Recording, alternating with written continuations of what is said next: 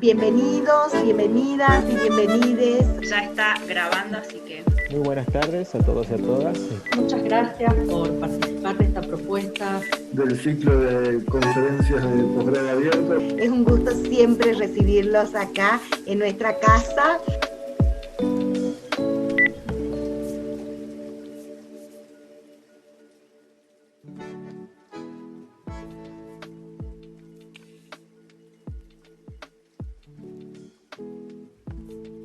Bueno, muy bienvenidos a todos y a todas entonces en esta propuesta que empezamos a hacer desde el Departamento de Posgrado de la Facultad de Humanidades de la Universidad Nacional de Salta. Agradecemos a Perla por sus gestiones para realizar esta conferencia y sobre todo, por supuesto, a Sebastián, que se sumó a esta propuesta, y a todos ustedes que están hoy conectados. Creo que es una alegría. Bueno, veo que muchos de ustedes se conocen ya, que tienen algunas vinculaciones de docencia, de investigación, y seguramente es para ustedes una gran alegría poder verse, aunque sea en la virtualidad, y poder disfrutar, ¿no es cierto?, de todos los conocimientos que y experiencias que nos pueda brindar Sebastián con su conferencia. Y para nosotros también es una gran alegría ver que esta propuesta tenga la respuesta que está teniendo. Esta es nuestra tercera conferencia iniciada así con esta modalidad virtual, siempre con mucha participación, y es una alegría porque dentro de todas las complicaciones que estamos teniendo, ¿no?, producto de la pandemia y producto de la cuarentena y del distanciamiento social obligatorio, poder encontrarnos, aunque sea a través de la pantalla, y poder pensar juntos y poder seguir realizando acciones y compartiendo, siempre va a ser un motivo de alegría. Por otra parte, es también una satisfacción, ¿no es cierto?, poder ofrecer, más allá de las fronteras de nuestra universidad, la posibilidad de que de otras universidades también estén participando, o no necesariamente gente que esté vinculada con la universidad, aprovechando este espacio que nos brinda la tecnología también, ¿no? Algo que sería muy difícil, pensemos, si tendríamos que planificarlo presencialmente, ¿no?, por la cuestión de la movilidad y de los desplazamientos que cada uno de ustedes tendría que realizar. Así que bueno, muy agradecida por la respuesta, por la vinculación de ustedes con esta propuesta, a Sebastián, a Perla, y los dejo entonces con Perla, que va a presentar a Sebastián, y luego con Sebastián. Muchas gracias. Muchas gracias, Irene. Muchas gracias a todos por participar de esta conferencia. Les voy a leer unos pequeños datos que reflejan un poco la vida profesional de Sebastián. Para los que los conocemos, bueno, sabemos que es profesor y licenciado egresado de la Universidad de Buenos Aires en la carrera de Historia, es miembro del proyecto CIUNSA, denominado Prácticas Sociales y Configuraciones Culturales en las Sociedades Antiguas del Mediterráneo Oriental, una aproximación histórica y didáctica, de ahí su vinculación con Salta. Se encuentra finalizando su investigación doctoral mediante una beca UBA-CIT de la UBA, y se desempeña como docente en el Instituto de Historia Antigua Dr. Abraham Rosenwasser de la Facultad de Filosofía y Letras de la misma universidad. Sus intereses vinculan la arqueología, los estudios visuales y la historia para el estudio de iconografía del predinástico egipcio. En este sentido, forma parte de la misión franco-egipcia al-Wadi Abu Zubeira, en Asuán, Egipto, lugar donde ha realizado trabajo de campo relevando arte rupestre prehistórico. Bueno, le damos entonces paso a la palabra para escucharlo a Sebastián. Bueno, hola a todos. Gracias, Perla, gracias, Irene. Gracias también a las autoridades de posgrado de la UNSA y a la comunidad de la UNSA, que siempre que me invitan trato de participar, porque han sido muy cálidos conmigo todo este tiempo, y bueno, siempre tienen este tipo de propuestas muy interesantes en las que siempre trato de participar. ¿Se ve mi imagen ahí o no? ¿Se escucha bien todo? Sí, sí. Buenísimo. solo chequeaba. Ahora voy a Sí, intentar compartir la pantalla. A ver si... ahí.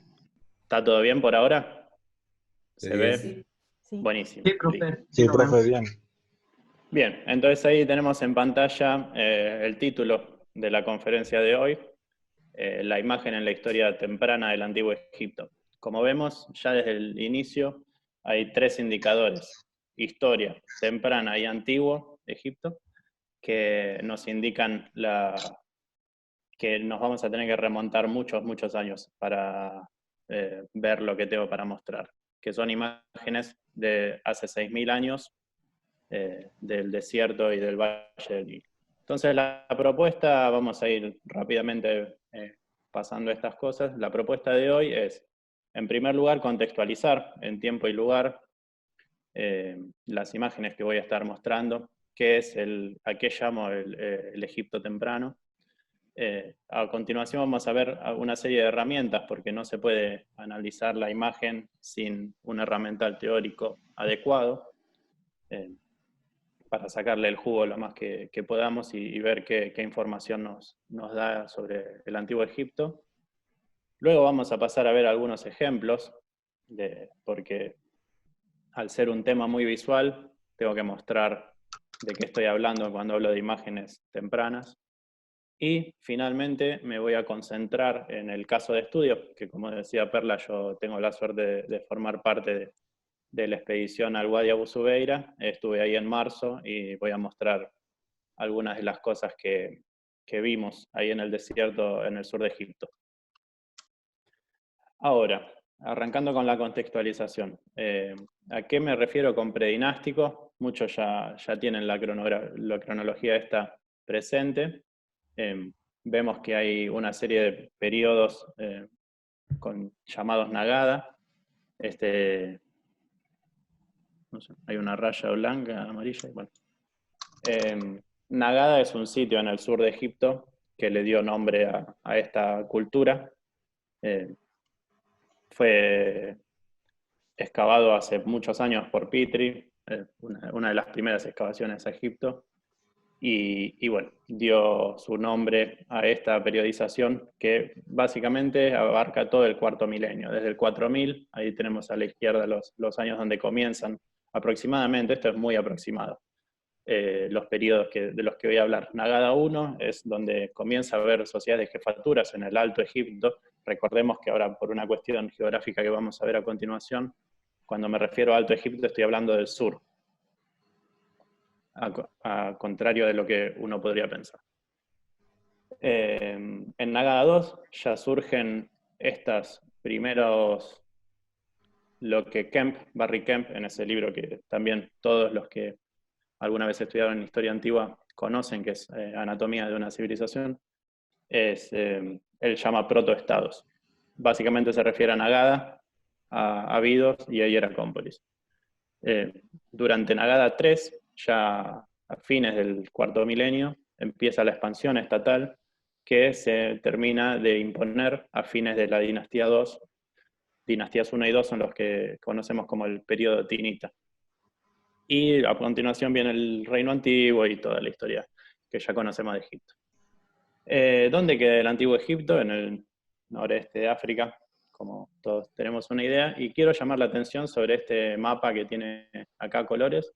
Quiero que se fijen en el color verde, que es el que indica el Nilo, tanto el valle como el delta. ¿Por qué? Porque tradicionalmente se consideró que, bueno, que Egipto es esa franja, y en realidad esa franja implica el 2% del territorio egipcio, no más. El 98% restante está compuesto por desiertos, que son la parte oriental del Sahara, el desierto árido, el desierto cálido más grande del mundo. Y esto no es menor. No es menor porque por más que muchos estudios y las excavaciones se han concentrado cerca del Nilo por varias cuestiones, el desierto, las relaciones entre el valle y el desierto son fundamentales. Vamos a ver más adelante por qué. Luego quería llamar la atención sobre otra particularidad, que es, bueno, dije que como todos sabemos, los ríos en el mundo entero surgen en el continente y bajan hacia el mar. En este caso, desembocan en el mar Mediterráneo hacia el norte. De modo que el sentido de circulación del río es de sur a norte, por lo tanto, el bajo Nilo es el bajo curso del Nilo, está en el norte, y el alto Nilo, el Alto Egipto, está al sur. En el Alto Egipto vemos que hay, no sé si se llega a ver mi cursor, pero en todo caso, cerca de ese punto donde está la ciudad de Luxor, hay una especie de curva. Eso lo conocemos como la curva de Kena y es el sector donde se concentran estos protoestados o estas primeras ciudades, primeros ejemplos de urbanismo que se desarrollan durante el cuarto milenio, que son Abidos, Hieracómpolis y Nagada. Bien, una vez que estamos ubicados, vamos a plantear la primera pregunta. Y la pregunta es si se puede hablar de arte egipcio. ¿Por qué? Porque, bueno, una definición de arte más o menos extendida y conocida por todos, habla del arte como recreación de uno o más aspectos de la realidad, con una finalidad estética y siempre buscando la belleza. Ahora, el primer ejemplo es claro que entra en esta categoría. Es arte porque imita una joven bella y está está desarrollando una representación mimética de aspectos reales. Esto tiene que ver con la estética de Aristóteles, que relaciona lo artístico con lo racional.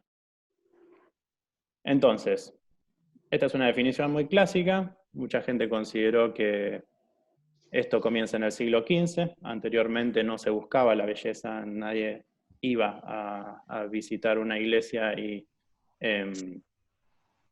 medieval o pensar los tapices en términos de belleza, sino si representaban lo que querían representar o no, básicamente. Entonces se empezó a considerar que el arte surge en el Renacimiento, en el siglo XV, y antes de eso no se puede hablar de arte. Por lo tanto, el arte egipcio difícilmente podría ser considerado como arte. Sí, una narración, sí, una propaganda política.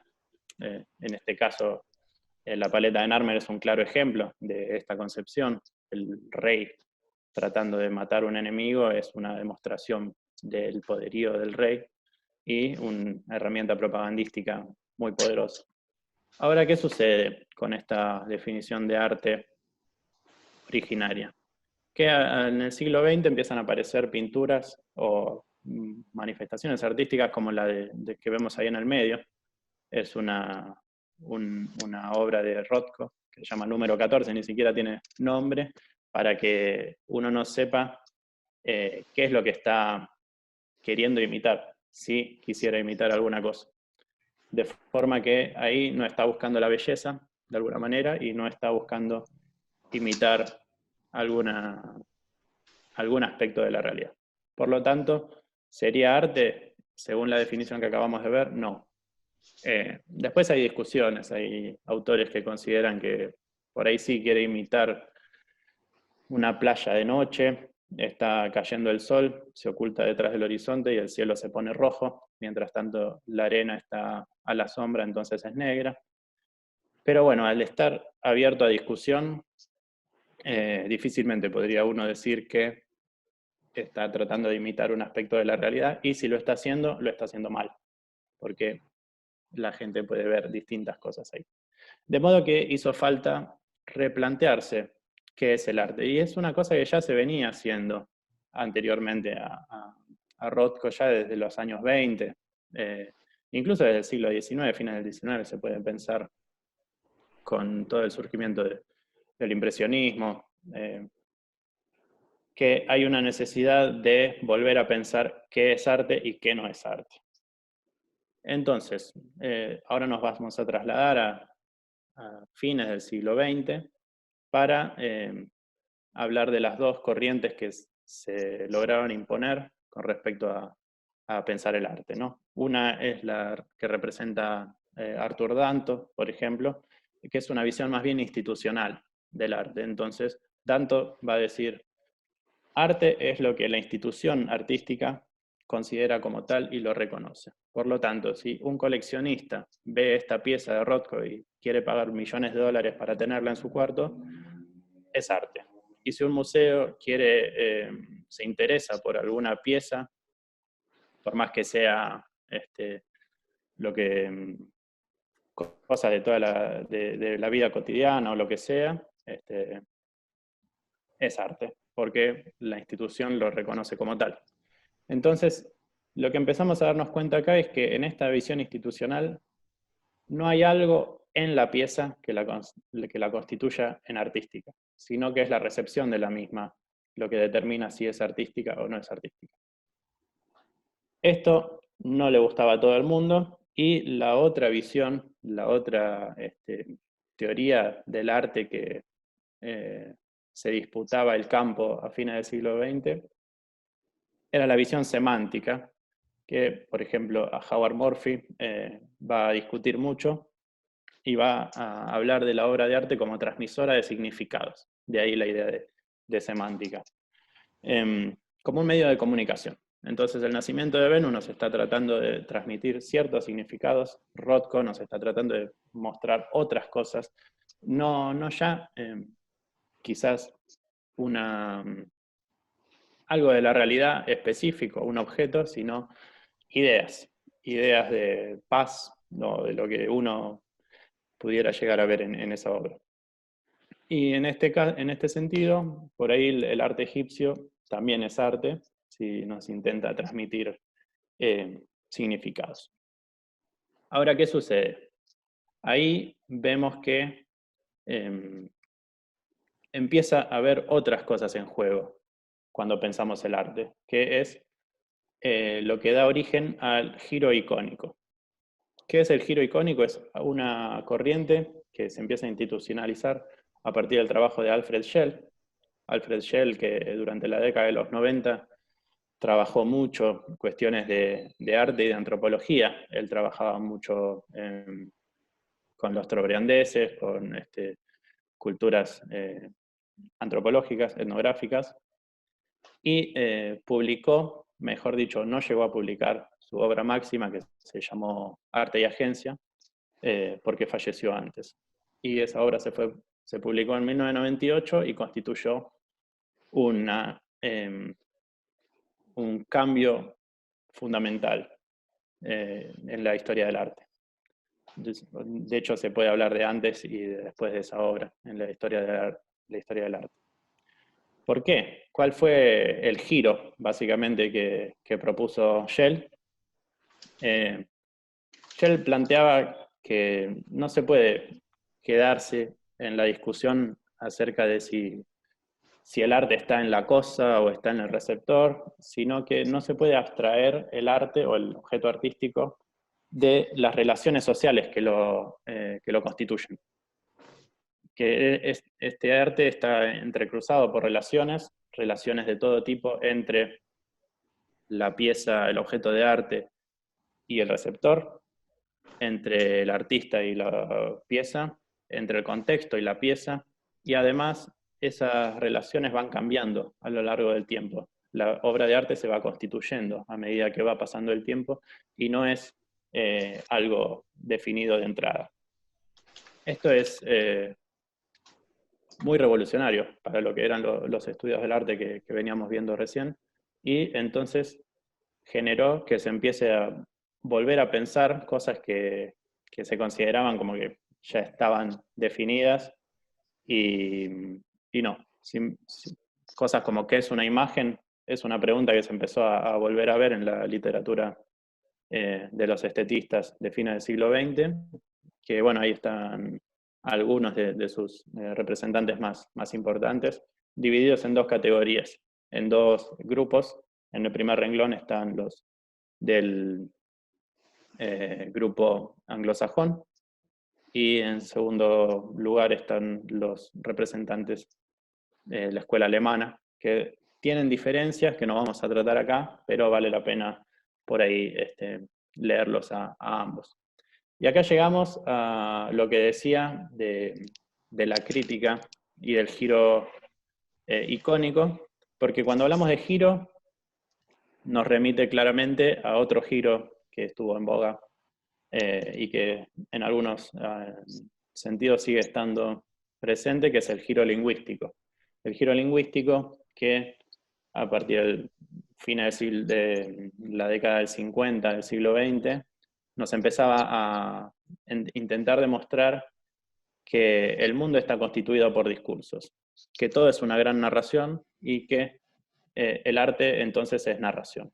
El arte se puede leer como se lee un libro, como se lee cualquier cosa de la realidad, porque la realidad no es otra cosa que discurso, no hay realidad fuera del discurso y todos los discursos que uno construye se refieren a otros discursos anteriores, entonces no hay forma de salir de esa espiral discursiva. De modo que básicamente cuando uno estudia arte antiguo o arte de cualquier manera, hay que pensar cómo leerlo. Y cómo se leía tradicionalmente la paleta de Narmer, que es este objeto que tenemos en pantalla, que todo el mundo lo conoce. Básicamente, si alguno agarró algún libro de historia antigua, lo tiene que haber visto. Es una paleta muy finita, tiene 50 centímetros de alto y presenta varias imágenes. En el anverso, que es lo que se considera el anverso, porque no se sabe bien cuál es la primera, está el rey Narmer en una actitud de masacrar a un enemigo. Está por asestarle el golpe final con esa masa. Detrás de él está el portador de sandalias llevándole las sandalias y está pisando a otros enemigos. Y en el reverso de la paleta está el mismo rey, también en una talla jerárquica con respecto a los demás, porque el rey no es en Egipto no es un humano más, sino que es un dios en la tierra. Por lo tanto no puede ser representado de la misma manera que el resto de los humanos.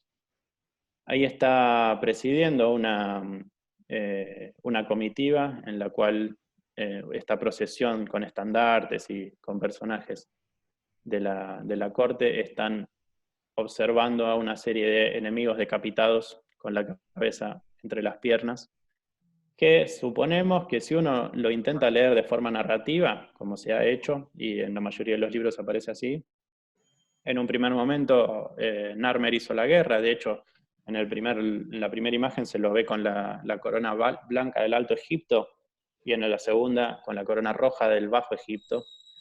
Es decir que ahí se está hablando de la guerra de unificación de Egipto, que bajo Narmer logró conquistar todo el territorio egipcio, que era ese 2% que habíamos visto hoy. Y bueno, si uno lo quiere leer de forma narrativa, está claro. Hace la guerra, gana la guerra, ahí están los enemigos masacrados, dispuestos en fila. Y si uno quiere agregar más a esta simbología de la unificación, le podemos prestar atención, por ejemplo, a esos serpopardos, esas panteras con cuello largo de serpiente, que tienen sus cuellos entrelazados, haciendo referencia a la unificación de Egipto. Esto es lo que nos diría una visión tradicional. Ahora, justamente el giro icónico se opone a esto, porque dice que la imagen no es un objeto de interpretación, sino un objeto de encuentro. ¿Qué quiere decir esto? Que no se puede leer el mundo como se lee un texto. Esto no es narrativo. Hay que cambiar el punto de partida y hay que cambiar la pregunta. Y esto es importante. ¿Por qué? Porque si uno se aleja del giro lingüístico, si uno se aleja de esta narratividad, se abren varios caminos, sobre todo lo que nos interesa por ahí a algunos de nosotros que somos docentes, la posibilidad de acceder al mundo sin estar mediado por el lenguaje. Es decir, que los alumnos pueden ver eso y les dice cosas. Y no necesitan alguna clave para decodificarlo. Más adelante vamos a ver a qué me refiero con esto. Lo último que quería decir, antes de pasar, bueno, de hecho no es lo último porque me acordé que tengo más diapositivas, pero quería hablar del modelo hilemórfico, que es otra cosa que vamos a criticar acá, que también viene de Aristóteles. La estética de Aristóteles plantea el hilemorfismo, que básicamente viene de las palabras griegas hile, que quiere decir materia, y morfé, que quiere decir forma, y como su nombre lo indica, lo que plantea básicamente es que todo objeto artístico, todo objeto, toda creación humana es la imposición de la forma a la materia. Es decir, si uno piensa en Leonardo, por ejemplo, o en otro pintor renacentista, tiene la materia, que son las pinturas, y el lienzo en blanco, y tiene una forma en la cabeza, que es un reflejo de algo que vio en la realidad. Ese día el pintor renacentista vio un paisaje muy bello y quiso reproducirlo. Entonces adquirió mediante la vista una idea muy precisa, una forma muy precisa que se imprimió en su cerebro, y luego eso va a imprimirlo a la materia del lienzo. Esto es básicamente lo que dice el modelo hilemórfico, y nosotros no nos hace... no estamos preparados para contradecirlo desde el sentido común, porque es algo muy simple, ¿no? Yo también leo una cosa y después digo, bueno, quiero recordar eso, y lo escribo, entonces tengo la forma en la cabeza, lo traslado a la materia. Sin embargo, esto es muy peligroso para el estudio de la antigüedad, sobre todo, pero también de la imagen, porque se tiende a pensar en términos hilemorfistas que el objeto es lo que es. Es decir, que cuando uno lo piensa y lo va a recrear en la materia, le está imponiendo a esa materia una forma, y esa forma es lo que es y es lo que termina siendo. Entonces, para la modernidad, que ahí está representada por Descartes, uno de los, bueno, debe ser el filósofo más criticado por todo el mundo, y injustamente, porque por más que sus ideas estén hoy por hoy perimidas, representó de hecho un paso muy importante en la filosofía de su época, del siglo XVII. Decía que para el modelo hilemórfico, los cuerpos, como las obras de arte, tienen fronteras definidas y son lo que son. Es decir, que uno sabe dónde empieza, dónde termina, y qué fue en el comienzo y qué fue en el final. Eso a los estudiosos del arte nos dice, bueno, buenísimo, entonces yo, observando la obra, tengo un acceso a la temporalidad del pintor, ¿no? Entonces, yo quiero estudiar el Renacimiento, entonces estudio a Leonardo, estudio a Miguel Ángel. Y no siempre esto es así. ¿Por qué? Porque los objetos ahora se piensa que tienen una biografía. No son lo que son en el comienzo y listo, sino que van siendo, al igual que los cuerpos, al igual que los seres humanos, al igual que todas las cosas de este mundo, se constituyen relacionalmente, es decir, en relación con todos los demás objetos y en relación entre sí. Es importante pensarlo todo en términos relacionales, por una cosa que volviendo a Alfred Schell, no, me falta hablar de D. Huberman, que quería decir una cosa más sobre la imagen, que es esto, ¿no? D. Huberman, un estudioso, también es historiador del arte, en una entrevista hace unos años dijo que, hablando de la imagen, le preguntaron, ¿dónde está la realidad de las imágenes? Y entonces pensó un poco y dijo, le pedimos demasiado poco a la imagen cuando la reducimos a una apariencia.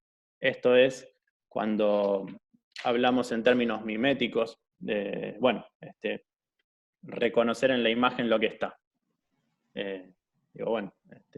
si veo un paisaje, quiere decir que el pintor vio ese paisaje antes de pintarlo, y bueno, eso es lo que plasmó.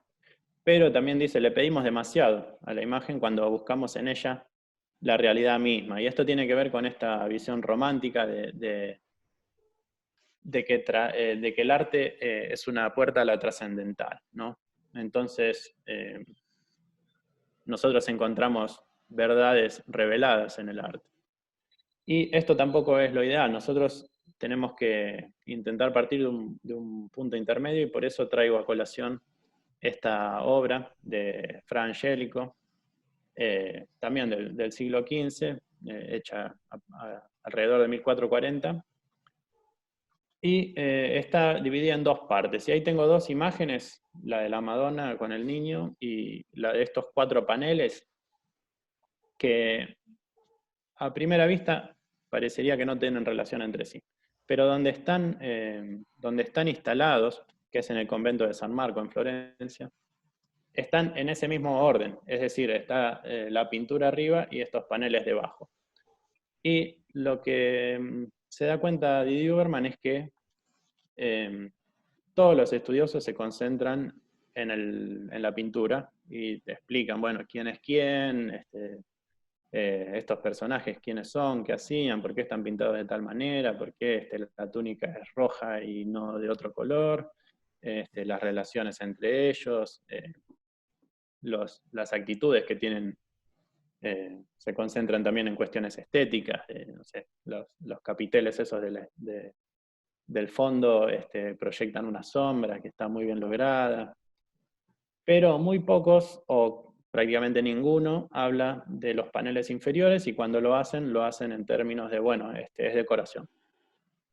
Y ahí aparece otra distinción que hace Aristóteles entre arte y artesanía, que vuelve a aparecer en la obra de Vasari en el siglo XV, esto de que hay artes mayores y artes menores, ¿no? Entonces la decoración sería un arte menor que no tiene importancia y no vale la pena discutir, porque además no es mucho, son 4 paneles que imitan, es pintura, y está pintado como si fuera mármol, pero a la vez Didier Huberman repara en, no sé si se llega a ver, pero estos paneles que imitan mármol están salpicados por pintura, tienen una especie de salpicaduras en colores contrastantes, que a uno lo podrían llevar a pensar en la obra de Jackson Pollock, que también se dedicaba a salpicar el lienzo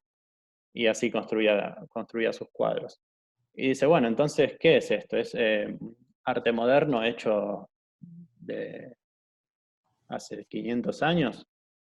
No, dice, porque hay que pensar el arte de manera distinta. Lo que antes se consideró como algo marginal en realidad es totalmente central. ¿Por qué? Porque el convento donde está instalado esta obra es de monjes enclaustrados, ¿no? Entonces los monjes probablemente iban a alguna hora determinada a rezar frente a la imagen de la Virgen, y cuando se arrodillaban tenían estos paneles a la altura de los ojos. Entonces dice, si esto es tan importante como para ponerlo, para que sean visibles en el momento en que los monjes están en comunión ahí con el ser superior, no puede ser una decoración, simplemente. Tiene que haber algo más ahí. Y entonces se pone a pensar esto, que cuando él salpica el mármol ese que dibujó, que pintó perfectamente, porque realmente es una mímesis casi perfecta del mármol, pero el pintor está diciendo, esto no es mármol, no estoy representando algo, estoy haciendo una figuración de algo que no puede ser representado, que es, bueno, ahí entra un poco la interpretación de Didier Huberman, que él habla del misterio de la encarnación del verbo, de eso que no, San Bernardino dice que no es lo no figurable en la figuración. Entonces él dice, bueno, está hablando de eso, está hablando de cuestiones más filosóficas, más de cosas que no se pueden mostrar en una representación. cosas que no se pueden figurar, porque no están en la realidad, están más allá. Entonces, eso choca con la definición de arte que veníamos viendo y obliga a replantearse la pregunta. Y acá vengo, esto que dije hace dos diapositivas, de replantearse la pregunta y no pensar tanto en qué son las imágenes, sino en qué hacen las imágenes. Y qué hacen las imágenes básicamente es lo que plantea el giro analítico de Alfred Schell, que habla de intencionalidad. Él propone reemplazar el análisis de la estética por el de la intencionalidad. ¿Y qué es esta intencionalidad? Tiene que ver con la agencia, que agencia es distinto de intención y de voluntad. Agencia, bueno, es lo que algo hace, vendría a ser, pero en el caso de las obras de arte solo puede ser entendida a posteriori. No es que el artista colocó en la obra de alguna manera mágica la posibilidad de encontrarse con lo divino, sino que esta agencia se va desarrollando y va mutando más allá de la intencionalidad original del pintor. ¿Por qué? Porque, bueno, una cosa es un monje en el siglo XV que se para frente a ese cuadro y tiene algún tipo de experiencia, y otra cosa es cuando ese convento se abre al turismo en el siglo XX y va una persona de Argentina y dice, uy, qué lindo, y saca fotos. Entonces la experiencia es totalmente distinta. La agencia de la pintura es totalmente distinta y por eso digo que solo puede ser entendida a posteriori. Y la otra concepción que va a discutir Schell, que va a presentar, es la idea de objetos distribuidos, que tiene que ver con la crítica al modelo hilemórfico, esto de que la imagen o el objeto artístico no tienen bordes claros, sino que se constituyen de forma relacional, como decía, en sus interrelaciones. Por eso él va a hablar de lo que en inglés se llamó el Art Nexus, y que acá tengo el libro, no me acuerdo cómo lo habían llamado, la trama del arte. La teoría de la trama del arte es básicamente eso. La traducción está buena, de hecho, porque es un entramado de relaciones que se van entrecruzando y que son imposibles de determinar a priori. Más allá, o sea, una vez que la obra se separó del artista de alguna manera, tiene su propia vida y tiene su propia biografía, que va mucho más allá de la vida del artista. De hecho, probablemente Fra Angelico haya muerto en el siglo XV también, y nosotros 500 años después seguimos observando y discutiendo qué quiso hacer. O sea, la vida de las imágenes es posterior. Y esto, el primero que empezó a hablar de vida de las imágenes fue Avi Warburg a principios del siglo XX, también otro gran impulsor de lo que luego, muchos años después, terminó siendo el giro icónico. Avi Warburg ya hablaba un poco de estas cosas a principios del siglo XX, pero como estuvo internado en un manicomio por muchos años y sus libros no fueron publicados hasta mucho después, no había sido leído con con el interés que se lo lee ahora, que por suerte está siendo traducido. Acá en Argentina tenemos buenas traducciones en castellano, así que también es recomendable. Así que, bien, finalmente, después de todo este preámbulo, vamos a entrar en el tema de la conferencia, que son las imágenes tempranas del Antiguo Egipto. Y ahí hice una especie de periodización, si se quiere, mostrando un poco las representantes más conspicuas del periodo. No quiere decir, prestes atención, no quiere decir que en Agada 1 solo existe cerámica de tipo C. C-ware y D-ware también son categorías que inventó Petrie en ese intento de tipología que él creía que iba a permitir hacer una periodización del Egipto temprano, que de hecho, como a la vez que utilizamos las categorías de Nagada 1, Nagada 2 y Nagada 3, también seguimos utilizando las tipologías cerámicas de Petrie, de modo que estaba sabía bastante lo que hacía.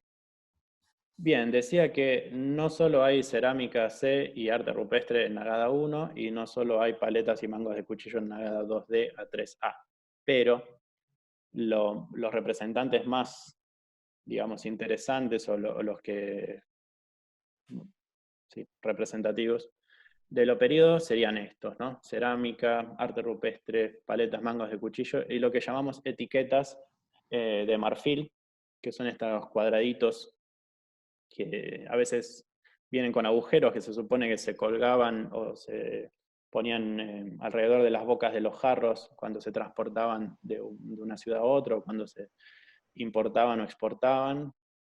Y los sellos cilíndricos, que como todos sabemos tienen su origen en el cercano Oriente Antiguo, pero fueron utilizados en Egipto primero como bienes de prestigio, porque al ser escasos, al ser provenientes de lugares lejanos, había que tener cierto poder para obtenerlos, entonces eso le otorgaba estatus al portador, y luego se empezaron a utilizar más comúnmente por los mismos egipcios.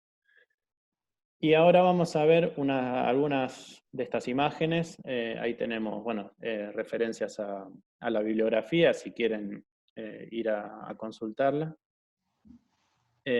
Acá tenemos cerámica de periodos muy tempranos, que muestran un poco, bueno, vemos los colores de los que se utilizaban y los motivos más representados. Animales siendo cazados, botes, un señor con unos perros, mucha representación animal y vegetal. Después me quería detener en estas representaciones. Esta botella doble aparentemente era utilizada para cargar en el lomo de algún animal y ser transportada más fácil, por eso la forma que nos resulta medio rara. Y lo que tiene son representaciones de animales cazados. Acá hay una vaca o un bóvido que se supone que está atrapado en una trampa. Acá hay otros que están llevados del cuello. Acá hay una representación de un arco y una flecha. Y acá hay un cazador, que vamos a ver más adelante qué atributos tienen estos cazadores. Y la segunda imagen es muy importante también, porque fue hallada en una tumba, en la U415 de Abidos, junto con otras cerámicas de este tipo, y esta, la particularidad que tiene es mostrar en un registro inferior cacería de hipopótamos, hombres con algunos atributos específicos, como, bueno, tienen las plumas en la cabeza o lo que sea. Están cazando hipopótamos y a la vez hay un toro que parecería que lo dejan en paz o que está como controlando toda la situación.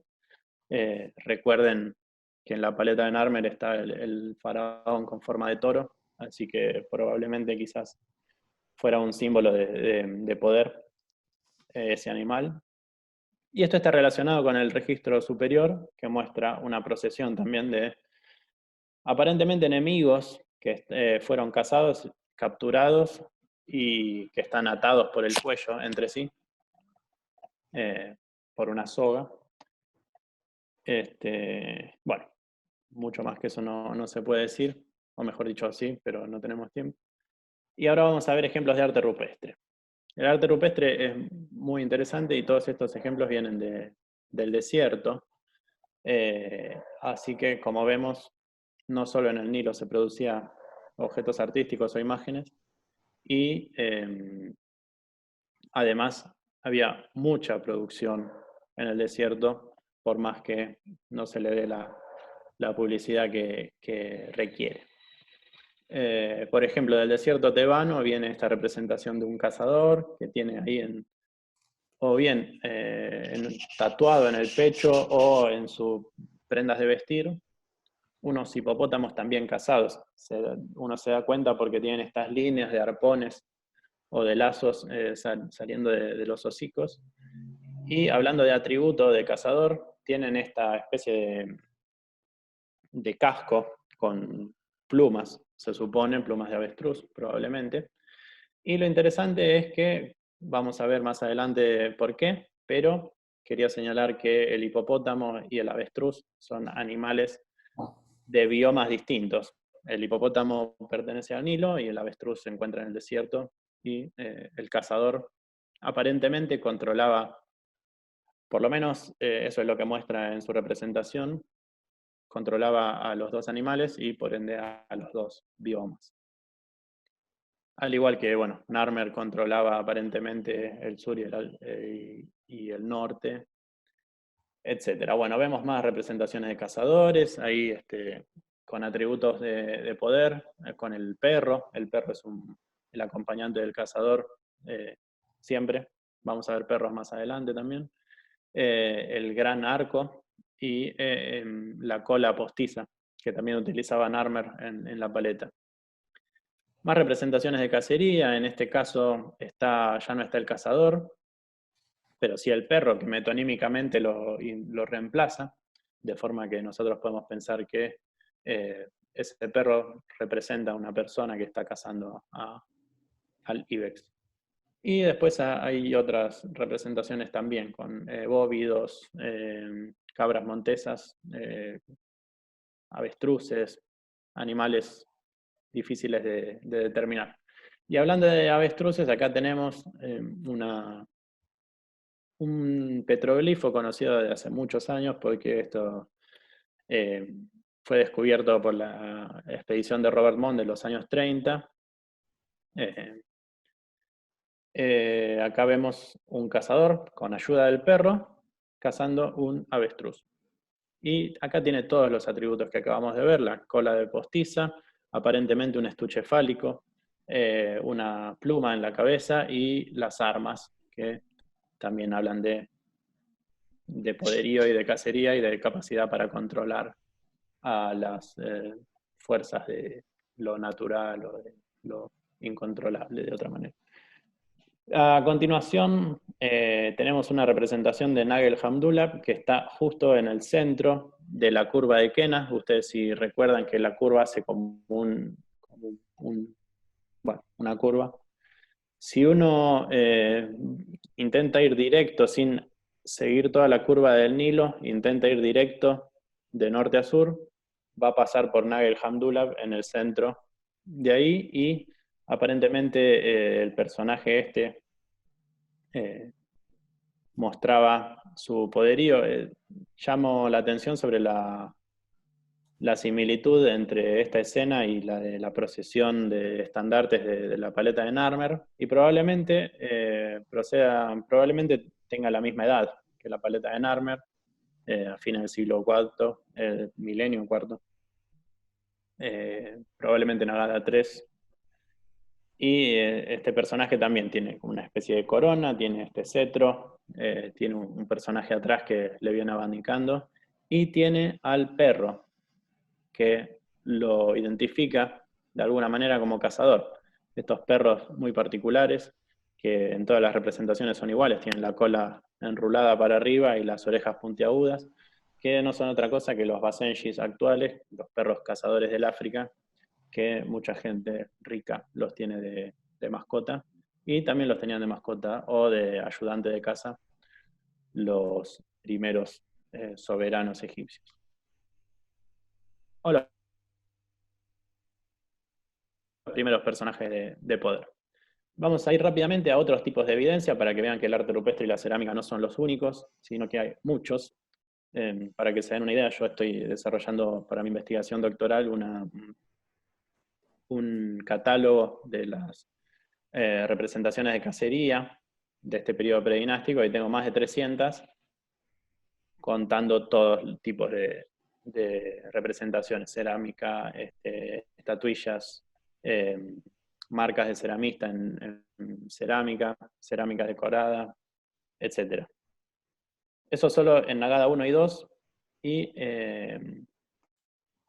bueno, no tengo lugar para mostrar todo, pero quería hacer una buena selección y mostrarles este modelo que inicialmente se pensó que era una casa, ahora yo personalmente considero que es, por cuestiones que no tengo el tiempo para debatir acá, un modelo de una cabina de bote. Acá tengo una impresión de la época de Narmer, donde de hecho se ve a Narmer en forma de pez. También frente a unos enemigos por asesinarlos con un palo, por machacarlos, y también un cuchillo, probablemente ceremonial, que tiene una especie de cuadrúpedos cornados en el mango, y también tenemos representaciones, imágenes en estatuillas femeninas como esta, que hay varias, algunas sentadas, otras con las manos hacia arriba, en actitud, algunos dicen orante. Y quería llamar la atención sobre algunas de estas escenas que yo llamo imposibles. ¿Por qué? Porque tiene que ver con lo que decíamos de los límites de la mímesis, de los límites de la representación de aspectos de la realidad. Por ejemplo, en la primera vemos un hombre que está cazando una gacela y un hipopótamo, que como decía anteriormente, son animales de biomas distintos. De hecho, nunca se encontrarían en la realidad y por lo tanto esta escena es irreal a todas luces, además de por la fuerza que requeriría controlar con una mano a cada animal. Además, esta gacela está superimpuesta sobre otra representación. No se entiende bien si es anterior o posterior. Esa es una de las dificultades principales para estudiar el arte rupestre, que es la datación, que es muy complicada. Sobre un modelo de un barco, que también obviamente representa, remite al Nilo. En el centro tenemos una imagen procedente de una paleta, que es un felino alado, también un felino cuadrúpedo con garras, pero que en el lomo tiene unas alas y tiene una especie de cabeza de pájaro. También un animal que no hay forma de decir que un egipcio lo vio en la realidad. Y finalmente una escena bastante conocida, también trabajada por mi director Marcelo Campaño hace unos años, que es el hombre controlando fieras salvajes. Con sus dos manos, con las manos desnudas, simplemente las controla. Aparentemente no le hacen daño. También, otra escena imposible. ¿Y por qué me interesa señalar esto? Por una cuestión que vamos a ver más adelante. Ya estoy terminando, voy a ir a la última parte. Y es eso, básicamente lo mismo que decía Didi Huberman sobre los paneles estos de mármol. Que no se está buscando claramente representar algo, no se está buscando interpretar algo que uno vio en la realidad, sino crear algo nuevo. Entonces es una propuesta, este tipo de imágenes, y no una transcripción del mundo físico. Vamos a ver a qué me refiero. Esta es una imagen del wadi. Un wadi es un lecho de río prehistórico seco, hace miles de años, y vemos que hay mucha aridez, probablemente nunca se llene, por más que cuando llueve, las pocas veces que llueve en el desierto, se forman pequeñas piletas de agua en las cuales quizás llegan a ver árboles, pero es muy poco común. Este es un sitio, el lecho del río tiene 60 kilómetros de largo y está ubicado unos pocos kilómetros al norte de Asuán, en el Alto Egipto o el sur. Asuán es la ciudad que le da nombre a la represa, que es donde la represa inunda una parte del Valle del Nilo y ahí está el límite actual, la frontera con el país de Sudán. Bien, acá hay más imágenes del wadi, una a ras del piso, digamos, y la otra es subiéndose a esos promontorios. Vemos que el suelo es ligeramente distinto por la conformación geológica de las zonas. En la primera hay arena porque ahí corrió un río hace miles de años, y en la segunda parece prácticamente que estás caminando en la luna. ¿Qué es el Wadi Abu Zubeira Rock Art Project? Es un proyecto que hace casi 10 años tiene presencia en el Wadi, que hace campañas anuales, dirigido por la doctora Genola Graf, del IRD de París. Y tiene un equipo interdisciplinario. Hay arqueólogos, antropólogos, arqueozoólogos,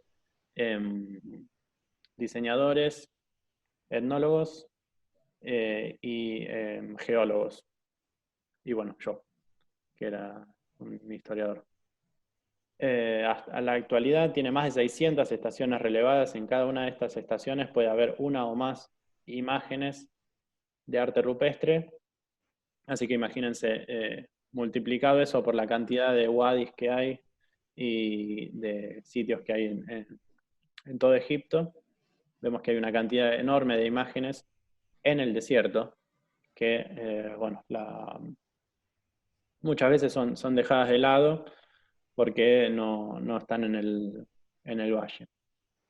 Y eso, presenta arte rupestre de varios periodos, desde el epipaleolítico, este paleolítico con imágenes, pasando por el predinástico, por todos los periodos de la historia egipcia, hasta, bueno, periodo islámico, pero en realidad hay grafitis actuales, en realidad.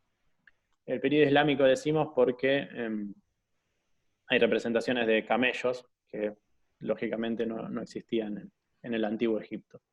Entre los petroglifos que encontramos, o mejor dicho, que relevamos en marzo de 2020, porque todos estos están en estaciones que ya habían sido relevadas con anterioridad, quería rescatar estos, por ejemplo. Acá se ven las imágenes que saqué yo.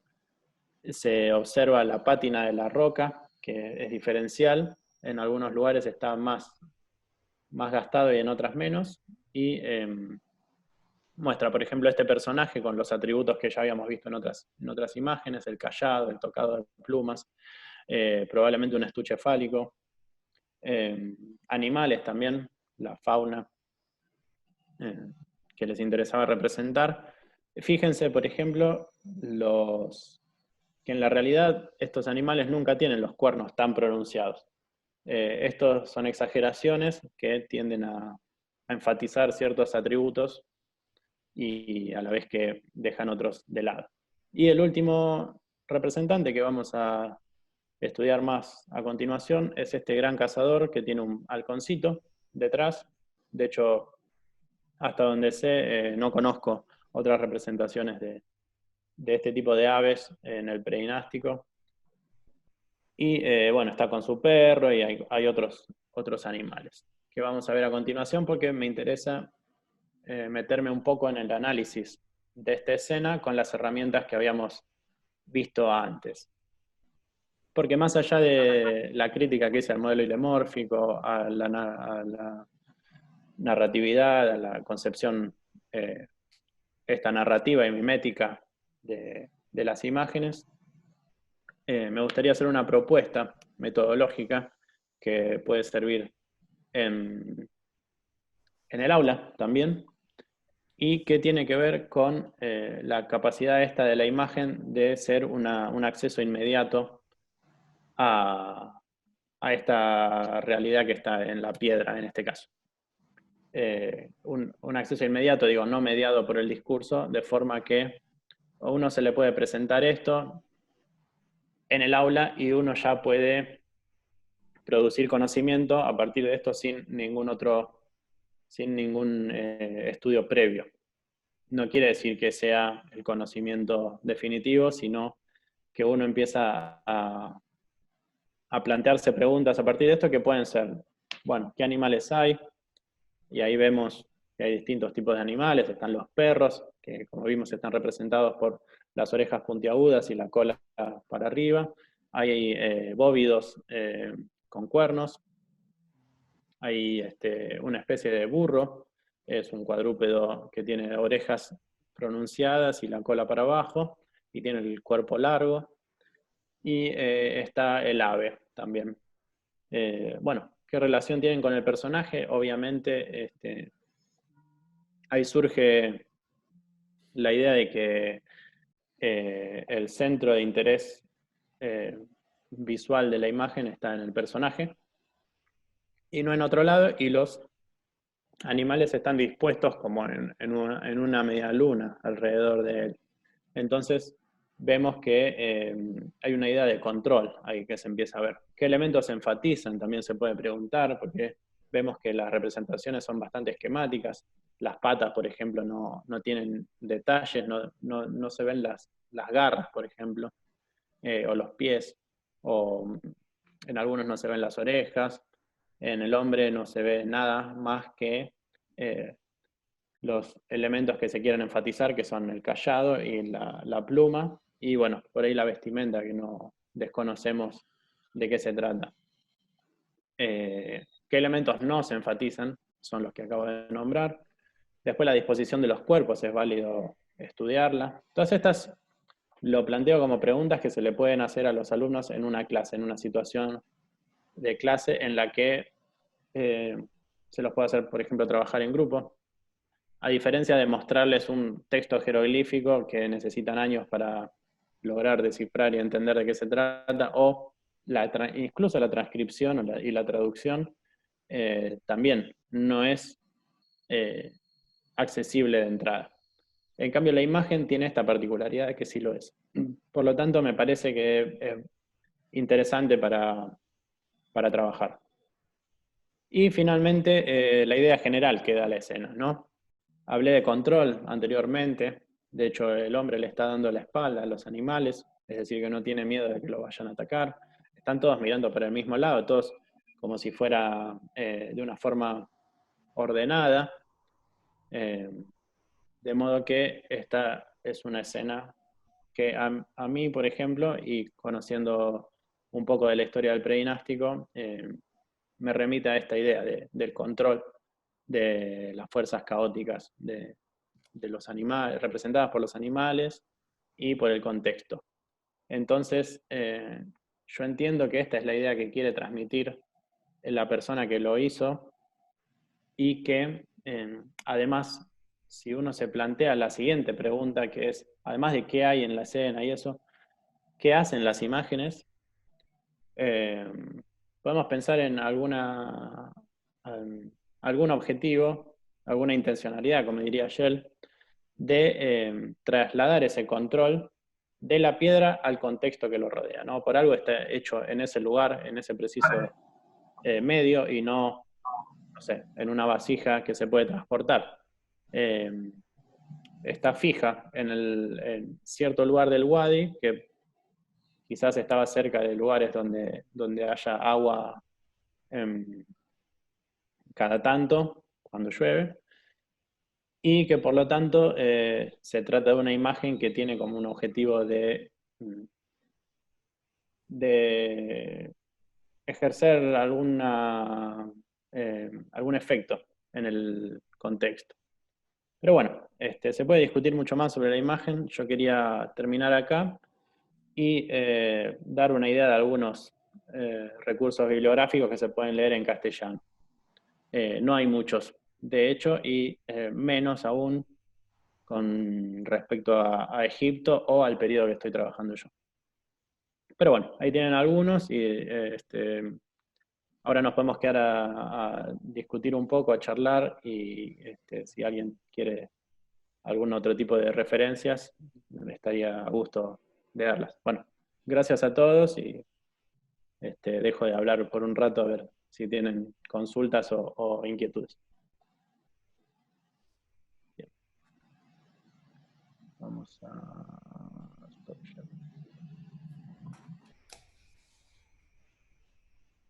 Bueno, ahora sí habilitamos el espacio para aquellos que tenían preguntas para hacerles a Sebastián. ¿Algún comentario? Hola, sí, yo tengo una pregunta. En las imágenes, ¿hay figuras femeninas o son siempre masculinas? Buena pregunta, Cecilia. Sí, la mayoría son masculinas. Hay discusiones sobre las figuras de orantes, esas que decía, algunos con los brazos en esta posición, que anteriormente se pensaban que eran figuras femeninas, ahora no se sabe muy bien, Parece que se todos piensa quedaron muy que... conformes. ¿Cómo? Termino de responder esto. Hay muy pocas figuras femeninas, en el arte rupestre no hay, básicamente, y en la cerámica sí se conocen, pero también son una minoría. Por lo que yo entiendo que... Bueno, si no hay ninguna pregunta, quiero agradecer a Sebastián por haberse sumado a esta propuesta cuya convocatoria inició el Departamento de Posgrado de la UNSA. Perla, hay una pregunta en el chat. Ah, perdón, A ver en no el la chat. estaba viendo. Ahí está. ¿Qué significa la cola postiza de los cazadores? Pregunta Nacho. Muy bien, muy bien. Básicamente no se sabe, porque la forma que tenemos de saberlo es mediante la comparación etnográfica y por etnografías actuales, que obviamente tienen 6.000 años de diferencia con el periodo que estoy trabajando. Se entiende que probablemente sea alguna manera de mediante magia simpática, trasladar el poderío del animal al cazador. Por eso, bueno, no sé si conocen a los Nuer, que son otro pueblo muy conocido del Nilo, más al sur de Egipto. Ellos tienen los jefes piel de leopardo, que utilizaban las pieles de leopardo que ellos cazaban para mostrar, por un lado, que pudieron cazar al leopardo, es decir, que ellos tienen la capacidad esa, la habilidad para cazar animales muy poderosos, y además que ellos mismos se convierten en el animal poderoso. Nosotros decimos que la paleta de Narmer es el último ejemplo de arte egipcio en el cual el faraón está presentado como animal. A posteriori siempre está representado como un humano, y en la paleta de Narmer está como el toro poderoso, y esa cola de toro que él llevaba atada a la cintura probablemente fuera una extensión de ese poder mismo que encarna él, o sea, en su cuerpo encarna ese tipo de poder. A ver, hay otro. Cecilia también pregunta, ¿cuál es la simbología del toro? Bien. El toro, estamos hablando de toros salvajes, que son una especie que está extinta en la actualidad, el Bos taurus. Básicamente representaba la masculinidad, de forma medio esquemática lo puedo decir, porque actualmente también hay pueblos donde está muy estudiado eso, por ejemplo, entre los huicholes de México, la figura del toro está muy, muy presente como esto, idea de la masculinidad, de la potencia, de la fertilidad masculina, y también de la capacidad de, fuerza, básicamente fuerza, como también aparece en Çatalhöyük, o en muchos otros lugares donde se utiliza la cornamenta de los toros para... Y además es muy importante en contextos donde lo pastoril está muy presente, como en el Valle del Nido y el desierto. Hay un sustrato pastoril que no está también muy estudiado, pero está presente en cosas como esa, etc. No me quería extender.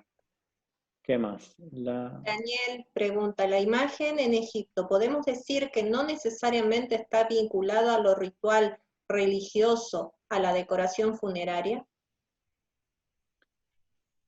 Sí, puede tener muchas aplicaciones. De hecho, el arte rupestre, hay muchas discusiones sobre qué significa, porque claramente no es un ámbito ni funerario, ni ritual, o mejor dicho, puede ser ritual. puede ser una instalación ritual. Hay buenos trabajos sobre eso para el NOA. Bueno, Axel Nielsen es uno de los que estudia el arte rupestre como instalación y habla un poco de los varios significados que puede llegar a tener. Bien. La siguiente es de Paola. Mi duda es sobre las imágenes imposibles. ¿Por qué la aclaración tiene que ver con los libros de textos de secundaria? Sí, por ejemplo, porque la interpretación tradicional que se hace tiende a ver las imágenes antiguas como miméticas de la realidad. Entonces, básicamente, si uno presenta al rey matando a un enemigo, eso es una representación de un evento real. Entonces, bueno, después el historiador tiene que ver en qué año se produjo la guerra esta entre el sur y el norte, en la cual Narmer salió vencedor.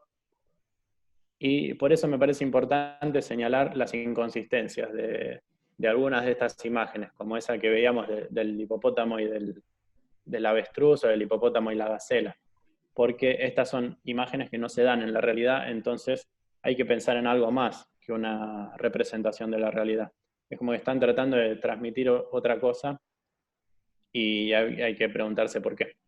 Que son las preguntas que antes no se tendían a hacer, porque se veía básicamente como una reproducción de algo real, entonces se buscaba lo real en la imagen, como decía Didi Huberman, y no se preguntaba qué hacen estas imágenes o más profundamente de qué se trata, lo que están tratando de demostrar. Pablo. Pablo, ¿cómo se podrían interpretar imágenes como las de Abu Zubeira a partir del enfoque teórico presentado al inicio de la conferencia, según Shell, por ejemplo? Bien, no, la pregunta es muy difícil de responder, porque ya era difícil estudiarlas desde un enfoque tradicional y más desde un enfoque contextual, relacional, porque, bueno,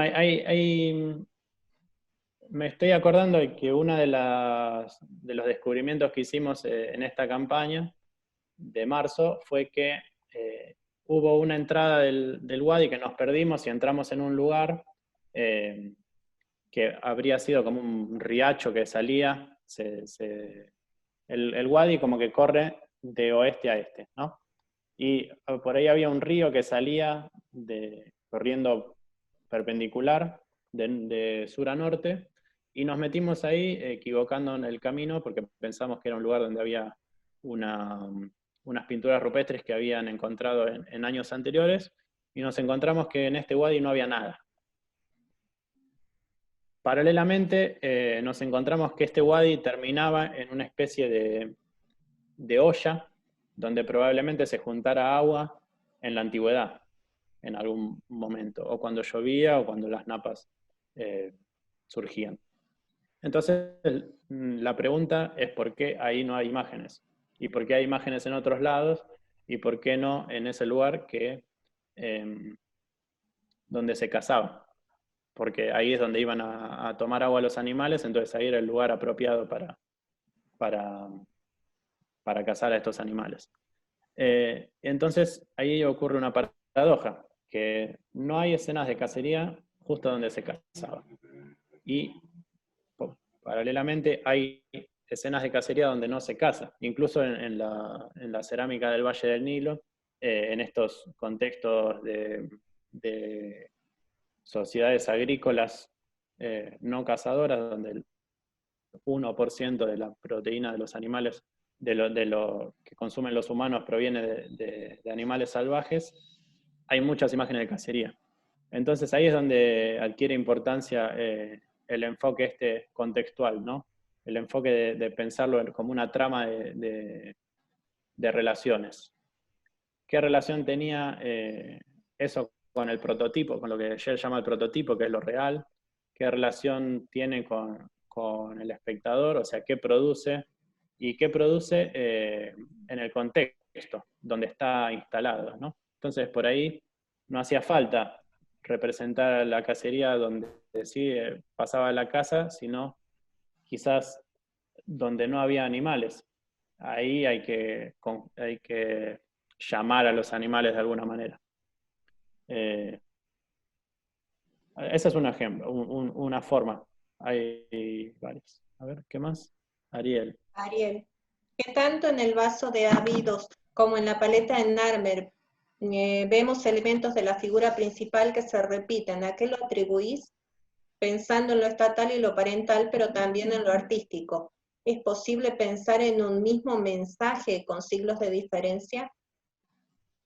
Bien, es una buena pregunta. De hecho, tiene que ver con la hipótesis principal que estoy trabajando para mi tesis doctoral, que es pensar en estos personajes, quiénes son y qué hacían, ¿no? Y qué tienen que ver con los personajes posteriores que vemos en la iconografía real, esta de Narmer, por ejemplo. Mi tendencia de origen es a alejarme de las posturas evolucionistas que tienden a pensar que estos cazadores que tenían la cola de toro y la pluma, como también tiene la corona roja, tiendo a no pensarlos como reyesuelos, como aparece en la literatura, que después se desarrollan su poder, van obteniendo más poder, más poder, más poder, y evolucionan en un rey. Sino pienso que quizás tiene que ver con un sustrato común que utiliza la iconografía real, pero también la iconografía de estos jefes, que eran jefes de aldea, que no tenían poder estatal, no tenían poder más allá de lo que ellos podían dar y recibir de la comunidad o de el prestigio que pudieran lograr alcanzar. Entonces, si uno también parte de este rechazo al evolucionismo, aparecen estas ideas nuevas de la cacería como un sustrato que tiende a señalar la habilidad que requiere el cazador para controlar a los animales, esta idea de control, esta idea de salir de la comunidad, de tener relación con seres que no son parientes, que son los animales. Entonces esto, lógicamente, para el discurso estatal es muy aprovechable. La idea de que relacionarse con no parientes, la idea de tener control, la idea de la genealogía, por ejemplo, porque los cazadores, el conocimiento cazador es trasladado a través de padres a hijos. En estas sociedades, lógicamente neolitizadas, no hay cazadores generalizados. Hay núcleos de familias por ahí dedicadas específicamente a la caza que trasladan su conocimiento de padres a hijos, y eso se reproduce de forma parental, pero compatible con otros tipos de organizaciones. ¿Por qué? Porque es una forma que vos son relaciones que vos tenés con tus descendientes directos, pero no con el resto de la comunidad, que también son parientes a la sazón. Entonces ahí aparece una diferenciación. Pero bueno, no me quiero extender con esto. Lo último que quiero decir es que la diferenciación social es aprovechable de alguna manera en la iconografía, tanto de los jefes de las sociedades de jefaturas de Nagada I, como en la sociedad estatal. De hecho, los reyes egipcios siguieron mostrándose como cazadores por miles de años. ¿Qué más? Augusto pregunta, ¿hay documentadas imágenes en Abu Zubeira de figuras humanas en grupo o en interacción mutua? Muy pocas hay. En general es un humano en relación con animales, uno o varios. De hecho, las figuras humanas son minoritarias. la mayoría aparecen o solo los animales o en relación con perros, que deben entenderse, como decía, como humanos. Y también hay grupos de cazadores, que todos parecen estar tomando parte de la misma actividad, pero no en relación entre sí. Y tampoco hay subordinación observable en ninguna de las imágenes que yo conozco. Bueno, me parece que no hay más preguntas. ¿Alguna otra pregunta, comentario? Ninguna manito levantada. Era un aplausito. Ah, bueno, eso sí. Quería poner las manitos de los aplausos. Muy Pero bien, me salió sí. una sola. Muy bien, muchas gracias, Sebastián. Entonces le agradecemos por la presentación de hoy. Muy claro todo. Creo que Bueno, las gracias. personas han Gracias a todos y por el demostrado interés. que te seguíamos. Bueno, un aplauso entonces. Bueno, gracias. Gracias a todos. Muchas gracias. Gracias, profe. Bueno. Gracias, profe, excelente. No sé, Irene, si quieres dar algún mensaje final. Nada más agradecerles a Sebastián por su conferencia, agradecerles a todos por seguir atentamente y por las preguntas, siempre es buena la participación, y bueno, esperar que se repita, que vuelva a darse esta oportunidad de una conferencia a través de esta plataforma. Muchas gracias a todos y espero que nos volvamos a ver en otra oportunidad.